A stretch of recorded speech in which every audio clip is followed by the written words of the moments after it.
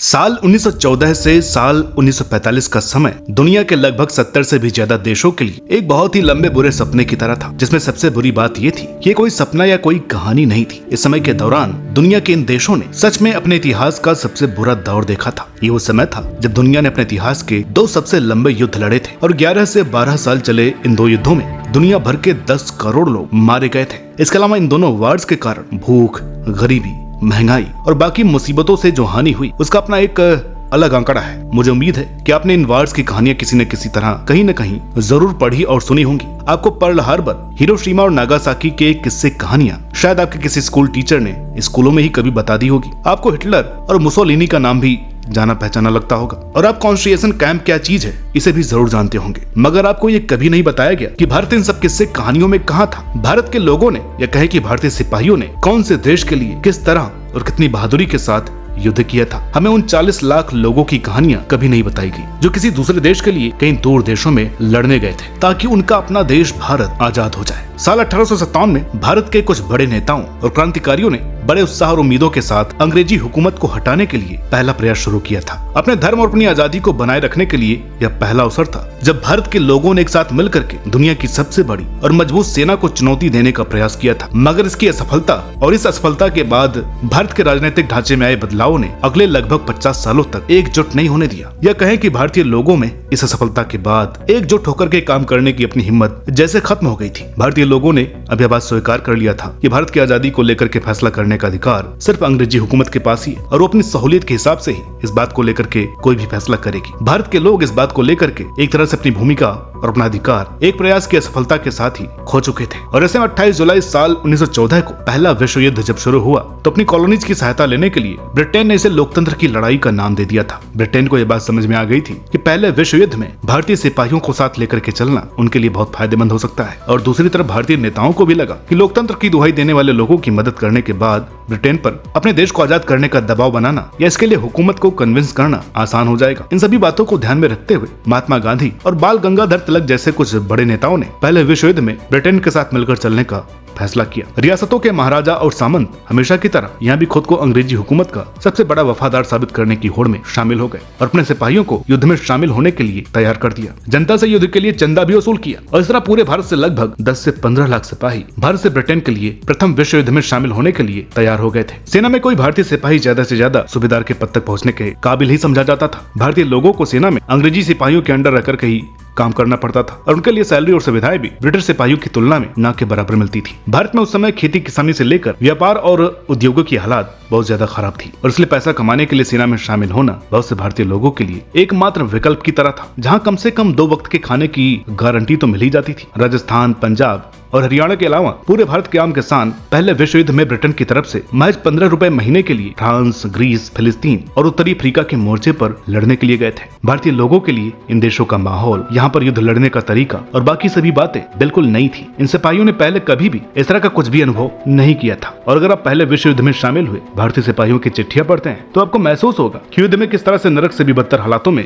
भारतीय सिपाहियों ने मजबूती से युद्ध किया था। विरोधी सैनिकों से घिर जाने की हालात में और कभी कभी मजबूरी में खुद को जिंदा रखने के लिए भारतीय सिपाहियों ने अपने घोड़ों को मार करके उनका मांस खाने से भी परहेज नहीं किया था। कुछ सैनिकों ने उबले हुए घास पर कई दिन गुजार दिए थे। हवलदार अजर्त सिंह को दिसंबर की कड़कड़ाती ठंड में अपनी परवाह किए बगैर ब्रिटिश अधिकारी की जान बचाने के लिए इंडिया डिस्टिंग्विश्ड मेडल दिया गया था। भारत की तरफ से युद्ध के मैदान में ब्रिटिश सेना के साथ सिपाहियों के अलावा हजारों धोबी, खासनामे और कुक भी गए थे और अंग्रेजी हुकूमत ने इस युद्ध का पूरा खर्चा भी भारत से ही वसूल किया था। एक आंकड़े के मुताबिक भारत ने 8 करोड़ पाउंड के उपकरण और लगभग 15 करोड़ पाउंड की सीधी मदद भी इस युद्ध के लिए ब्रिटेन को मुहैया करवाई थी। भारत की तरफ से लगभग 11 लाख सिपाही विदेशी फ्रंट पर ब्रिटेन के लिए युद्ध लड़ने के लिए गए थे और उनमें से लगभग 74,000 सैनिक कभी भी वापस अपने देश नहीं लौट पाए। इसके अलावा 60 से 70,000 सैनिक ऐसे भी थे जो जीवित वापस लौट आए मगर उनका शरीर कोई काम करने के काबिल नहीं रह गया था। भारतीय सिपाहियों ने इससे पहले कभी भी टैंक्स, राइफल्स और मशीन गन का सामना नहीं किया था। उनके लिए ठंडे वातावरण में युद्ध करना आज की तरह आसान नहीं था और न ही उन्होंने खाइयों और कीचड़ में खड़े रह करके कभी बंदूकें चलाई थी। इन सबके बावजूद भारतीय सैनिकों ने किस तरह से अपनी भूमिका इस युद्ध में निभाई थी और कितनी बहादुरी से दूसरे देश के लिए विदेशी माहौल में मोर्चा संभाले रखा था, इसका अंदाजा आप जनरल फ्रेडरिक रॉबर्ट की बातों से लगा सकते हैं, जिसमें उन्होंने गोरखा, सिख और राजपूती सैनिकों के साहस की बड़ाई करते हुए कहा था कि इन सैनिकों को लेकर के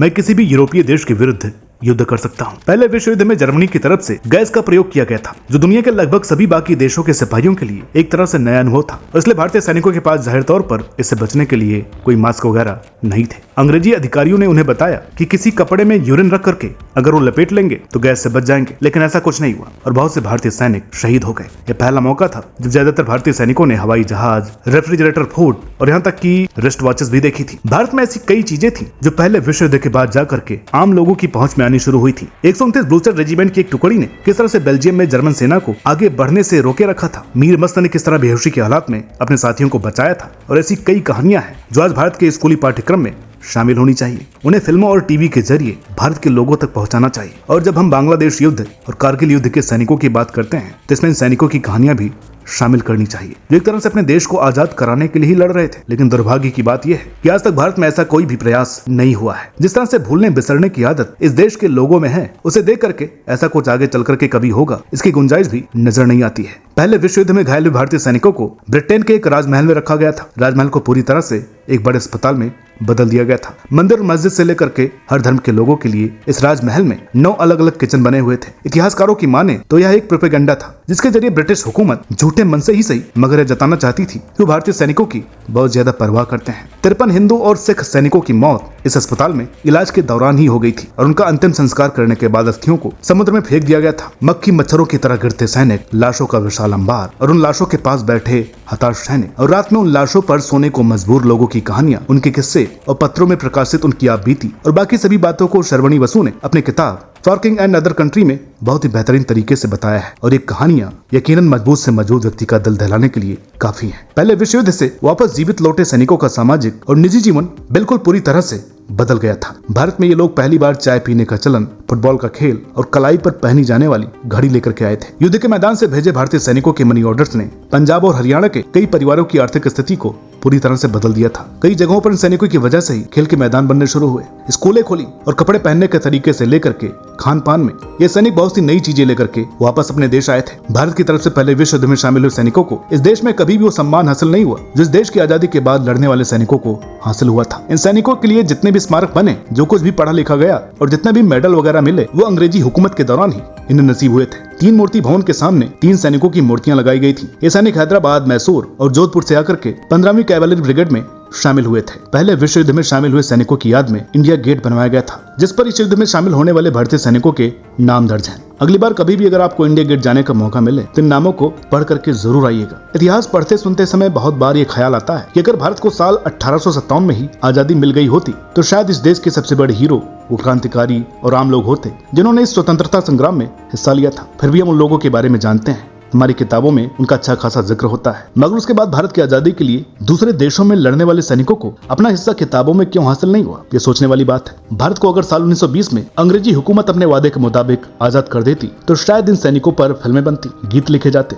और जिन जिन जगहों पर हम कुछ राजनीतिक दलों और नेताओं का नाम लेते हैं उन जगहों पर इन सैनिकों को हम याद कर रहे होते। ऐसा कुछ नहीं हुआ। भारत को उस समय आजादी नहीं मिली, लेकिन इससे उन लाखों सैनिकों का महत्व, उनकी दिलेरी और उनका अपने देश के स्वतंत्रता आंदोलन में योगदान, उनका प्रेम किसी भी तरह से कम नहीं आंकना चाहिए। हमें ये याद रखना चाहिए कि भले ही ये लोग अंग्रेजों की तरफ से लड़े और भले ही ये लोग जो युद्ध लड़ रहे थे उससे भारत का कोई संबंध नहीं था, मगर ये लोग हमारे अपने थे और हमारे देश के लिए ही लड़ रहे थे। इसलिए जरूरी है कि हम इन सैनिकों के योगदान को और इनकी बहादुरी को अप्रिशिएट करना सीखें। अंग्रेजी हुकूमत पर भारत ने जो भरोसा किया था और जिस भरोसे के दम पर ये भारतीय सैनिक युद्ध के लिए मैदान में पहुंचे थे और जो वादे इन लोगों से ब्रिटिश हुकूमत की तरफ से युद्ध से पहले किए गए थे, उनमें से कोई भी बात अंग्रेजी हुकूमत ने पूरा करने का प्रयास नहीं किया। भारत युद्ध खत्म होने के अगले 27 सालों तक आजादी के लिए लड़ता रहा। भारत को अपने भरोसे के बदले जलियांवाला बाग हत्याकांड में चली गोलियां और उन गोलियों से मरे हुए लोग हासिल हुए। भारत को अपने भरोसे के बदले बंगाल का अकाल देखने को मिला। भारत को अपने भरोसे के बदले अपने 1 करोड़ लोगों की लाशें देखनी पड़ी और फिर कहीं जाकर के आखिर में